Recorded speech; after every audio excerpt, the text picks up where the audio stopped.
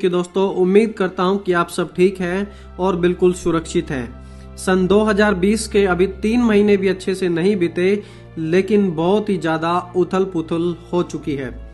1 जनवरी 2020 को इंडोनेशिया में बाढ़ आई, जिसमें 70,000 से ज्यादा लोग प्रभावित हुए।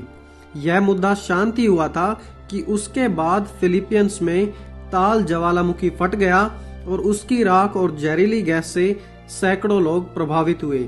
और 2 ऐसे ही अलग ज्वालामुखी न्यूजीलैंड और अलास्का में भी फटे थे।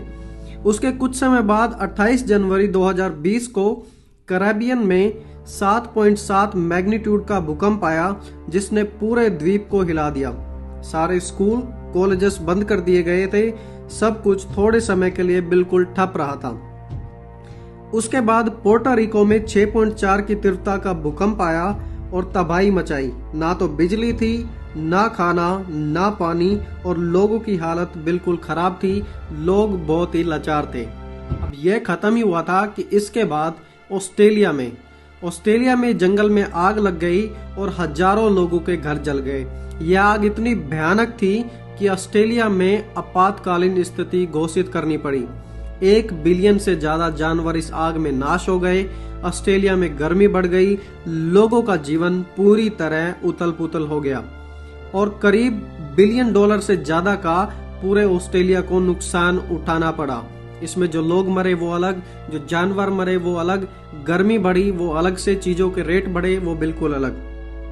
और ऑस्ट्रेलिया की आग के हालात ठीक भी नहीं हुए थे। उससे पहले अमेरिका और ईरान के बीच में लड़ाई हो गई और हालात ऐसे बन गए जैसे कि वर्ल्ड वार 3 की शुरुआत होने वाली है। कई सारे मिसाइल्स अटैक भी किए गए और दुनिया की रातों रात की नींद उड़ गई। और अब आप देख रहे हैं कि लोग मास्क लगाकर इस जानलेवा वायरस का सामना कर रहे हैं, जो पूरी दुनिया में फैल चुका है और दुनिया के सारे देशों में हड़कंप मचा दी है। दोस्तों, क्या आप समझ पा रहे हैं कि यह सब क्या हो रहा है, और वो भी एक के बाद एक? क्या यह सब घटनाएं आपको उन वचनों से मिलती जुलती नहीं लग रही हैं जो प्रभु यीशु मसीह ने आने वाले संकट और कलेश के विषय में कही थी? प्रभु ने कहा था कि तुम लड़ाइयों और युद्धों की चर्चा सुनोगे, परंतु तुम घबरा ना जाना, क्योंकि जाति जाति पर और राज्य राज्य पर चढ़ाई करेगा और जगह जगह अकाल, महामारी और भूकंप होंगे। ये सब बातें पीड़ाओं का आरंभ होगी।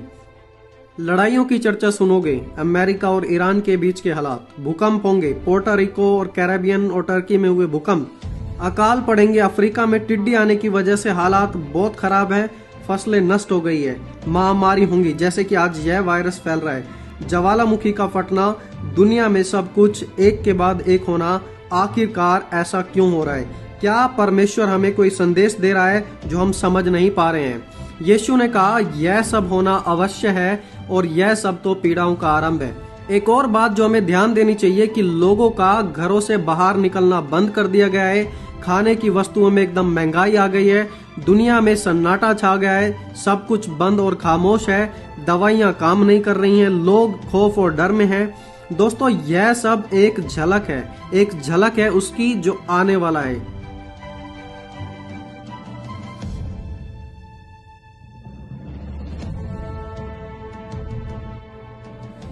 एक वायरस की वजह से आज हमें घरों में बंद होकर रहना पड़ रहा है, और इन सब बातों से हम अंदाजा लगा सकते हैं कि अंत के समय में उसके आगमन से पहले स्थिति कितनी भयानक और कितनी दिल दहलाने वाली होगी। यह सब अंतिम समय की एक झलक है। प्रकाशित वाक्य 15 और 16 अध्याय में हम 7 विपत्तियों के बारे में पढ़ते हैं जो अंत के समय में होंगी। और जब एक वायरस ने हमारी पूरी दुनिया में खलबली मचा दी है और दुनिया के हालात बहुत ही बदतर हो चुके हैं, तो सोचिए उन विपत्ति का सामना यह संसार कैसे कर पाएगा। यह सब कुछ बहुत ही डरावना होने वाला है।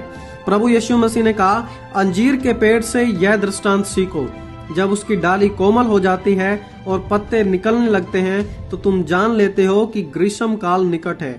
उसी रीति से जब तुम इन सब बातों को देखो तो जान लेना कि वह समय निकट है, वरन द्वार पर ही है।